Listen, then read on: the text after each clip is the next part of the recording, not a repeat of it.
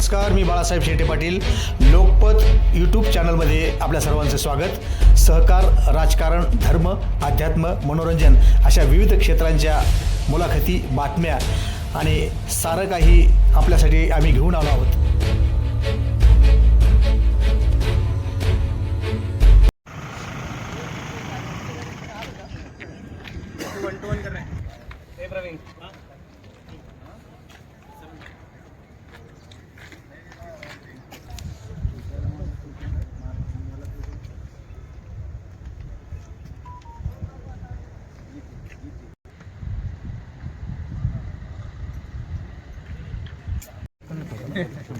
यांचं काढायचं होतं काय नाही का ते काही दिवसापासून माजी खासदार सुजय विखे पाटील हे रस्त्यावर फिरत आहे. त्यामुळे त्यांनी मिटिंग घेतली, पुढं राहुरीमध्ये फिरत आहे. त्यांचं म्हणणं असं आहे की तुम्ही निष्क्रिय आहात म्हणून तो रोड होत नाही, असं झालं.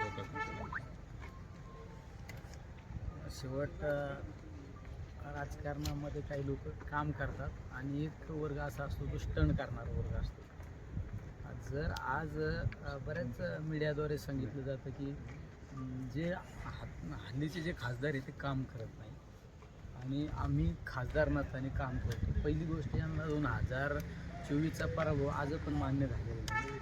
जर तुम्ही नगर मनमाड रस्त्याची जातायात तिथं व्हिजिट करायची, पाणी करायची, पत्रकार बोलवायचे, अधिकाऱ्यांना दबाव टाकून बोलवायचे, तो रस्ता तुम्ही 5 वर्षे खासदार होते. 5 वर्षात तुम्हाला दगड टाकता आला का? निलेश लंकेचं स्टेटमेंट आहे एका प्रेससमोर, हा रस्ता माझ्याच काळात चालू झाला आणि माझ्याच काळात हा रस्त्याची त्या ठिकाणी पूर्णत्व जाणार आहे. ज्यावेळेस मी खासदार झालो त्यावेळेस पहिला ठेकेदार ब्लॅकलिस्ट केला.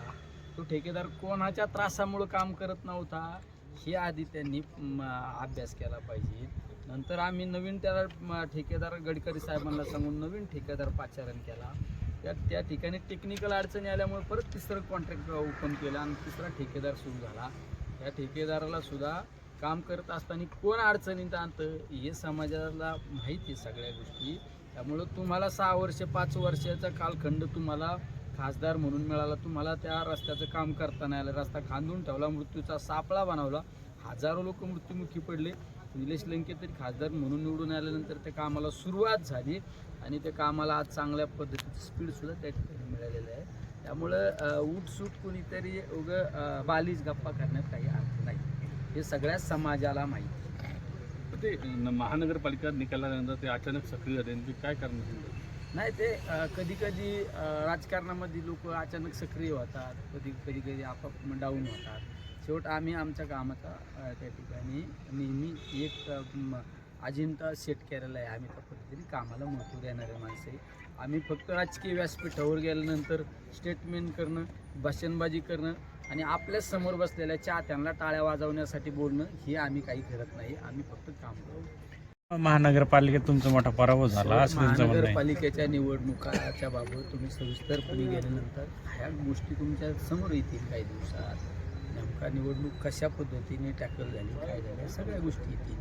शेवट महानगरपालिका आणि ह्या सगळ्या गोष्टीचा विचार केला तर त्या महानगरपालिकेला संदर्भ देणं पण चुकीचं आहे. सुजय विखे पाटीलने काय आरोप केलेला आहे, त्यांचं तुमचं नाव नाही घेतलं, पण त्यांचं असं म्हणणं होतं की जो गुजर अटक झाला अंमली पदार्थामध्ये, त्याला सिरुप्रसादने अटक केलेली आहे.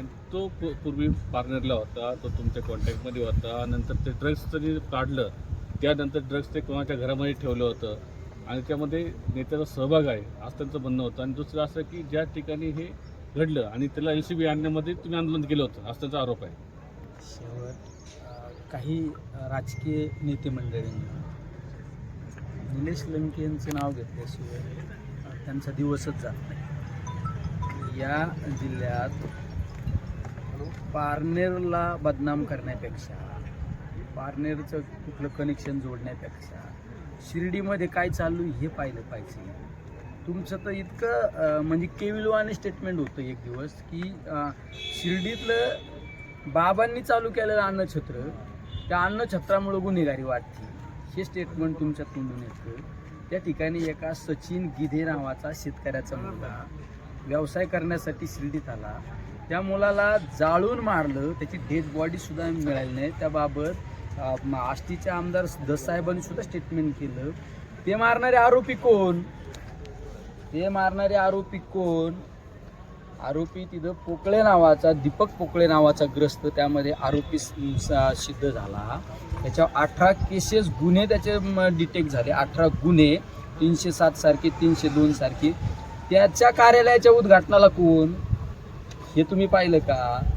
तुमच्या ज्यावेळेस तुमचा नागरी सत्कार शिर्डीमध्ये झाला, तुमच्या हारामध्ये कोण? हे तुम्ही आधी पाहिलं पाहिजे. ह्या सगळ्या गोष्टी केल्या पाहिजेत. ग्रोवर सारखा फायनान्स घोटाळा झाला, 1200 कोटी रुपयाचा.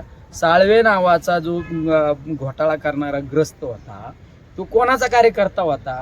ह्या टीमला अटक न करण्यासाठी यांना का सवलत दिली? एका API कडे तपास का दिला? ह्या सगळ्या गोष्टीवर तुम्ही आधी बोललं पाहिजे.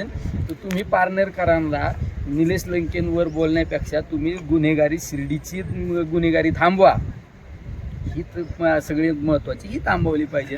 मग पारनेरकरांना बदनाम करा, निलेश लंकेनला बदनाम करा.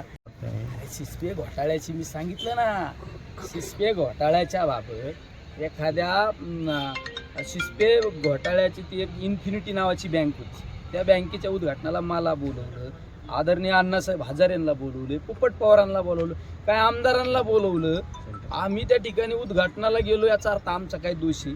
मी उद्घाटनाला गेलो, श्रीगोंद्याचे आमदार विक्रम पाचपुते यांनी पण श्रीगोंद्यात उद्घाटन केलं. मग ते दोषी का? आम्ही दोषी का?